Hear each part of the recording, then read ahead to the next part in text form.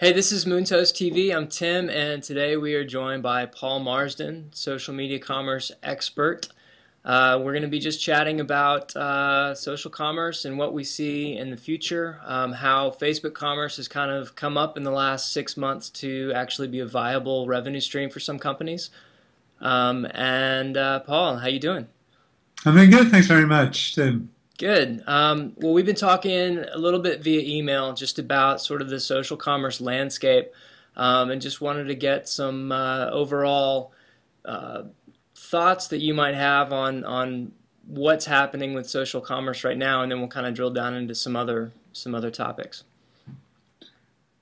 Well, I mean, it's a big question and everything. There's a lot of stuff happening. I mean, it's a real cool run of innovation at the moment. So you've got various different dimensions of social commerce. Helping people connect where they buy or buy where they connect. So using Facebook to do both of those in some cases, whether it be kind of allowing people to come together and buy in bulk with group discounts a la Groupon or various different these new sort of subscription clubs, flash sale clubs. So you get sort of clubs of people who are sort of category fans getting involved with sort of buying into fan first exclusives and things. I think there's a whole area of innovation. So a lot of stuff is happening.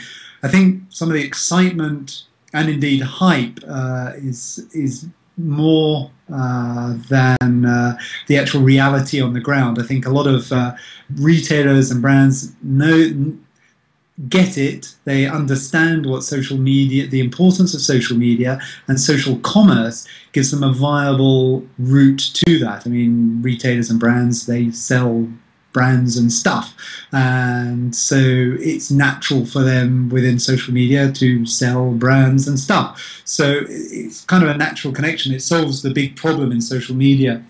It's like, well, how do we monetize this? What's our return on investment in collecting likes? So I think everybody gets it, but it's kind of the economy is still pretty shaky.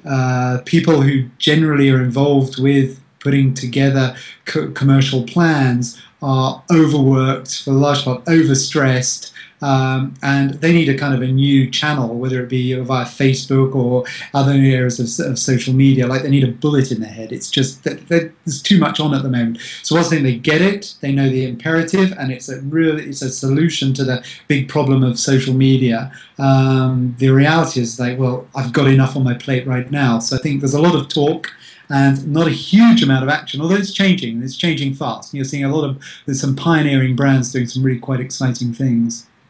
Yeah, we see people beginning to kind of get it. We equate it to sort of a baseball game where we're still in the first inning, we feel like.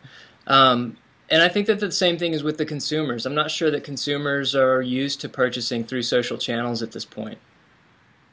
Yeah, I completely agree. And places like Facebook don't make it easy because things change so fast, and you got to kind of click. Do you really want to do unsecure things to get into Canvas apps?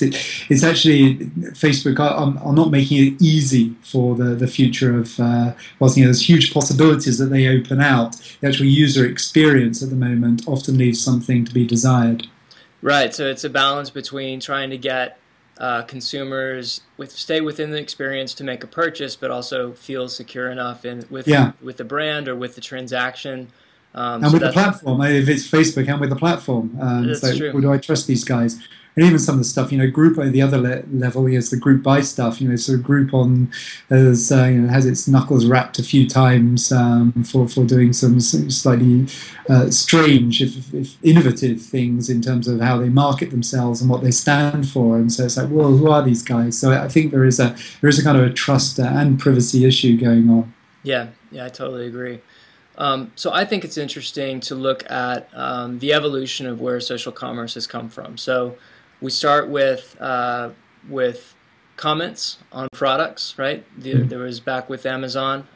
You've got that, and you even say in your psychology of social commerce piece, it starts really with forward to a friend with emails.